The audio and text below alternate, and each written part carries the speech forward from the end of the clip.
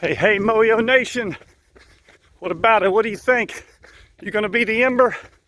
I talked to you yesterday about being an ember. What did I say an ember was? It's a glowing piece of coal or wood in the midst of a dying fire. And like it or not, a lot of times we are in the midst of a dying fire in this world. And we've got to be the ember to keep that fire going.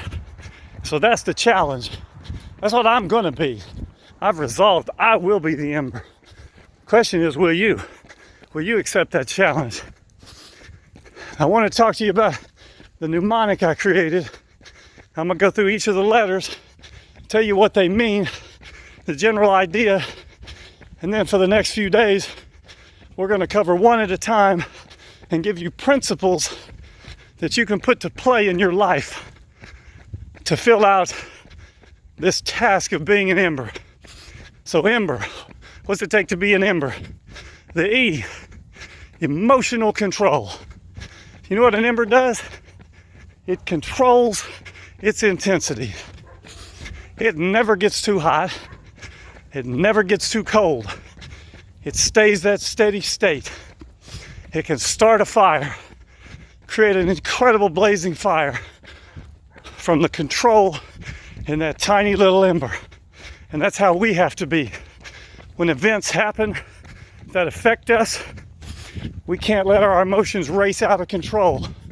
We can't get too high, we can't get too low, because it affects us and everyone around us. If we're going to be an ember and keep the fire going, we have to have emotional control. Now the M, motivation. The ember itself is motivating. If I'm building a fire and I know I've got an ember to start with, I know I can start that fire. And that ember motivates me to know I can keep that fire going. I can go from one place to another. As long as I have that, it inspires me. It motivates me, and that's how we have to be. We have to be motivation. We have to be inspiration. The B stands for belief. An ember, it believes it can start a fire. I know if I've got an ember, I can start a fire. If I come up on a campsite and there's just a little smoldering ember there, I know my work is easy. I believe with very little effort, I can get that fire going again. And that's how we have to be. We have to believe that we can affect our situation, that we can keep the fire going, that we can keep people burning in the right direction, and we're not going to let it die. The second E, energy. An ember has so much potential energy.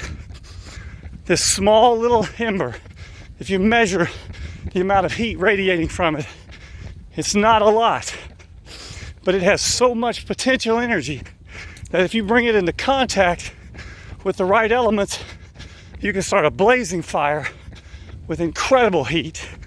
And all that potential energy is in that little ember. And you are full of potential energy. You haven't even come close to tapping your potential. And that's what being an ember is all about.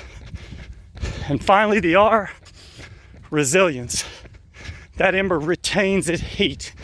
No matter what happens, it retains that heat. It's resilient. You can take that ember, wrap it up, and go for miles. Lay it down and start a fire because it retains its heat. It retains its power. And we are given power. God filled us with power. We have that power. We have that resilience to where when things seem like they're falling apart, we can be strong. We can be resilient. We can be the ember that keeps the dying fire from dying.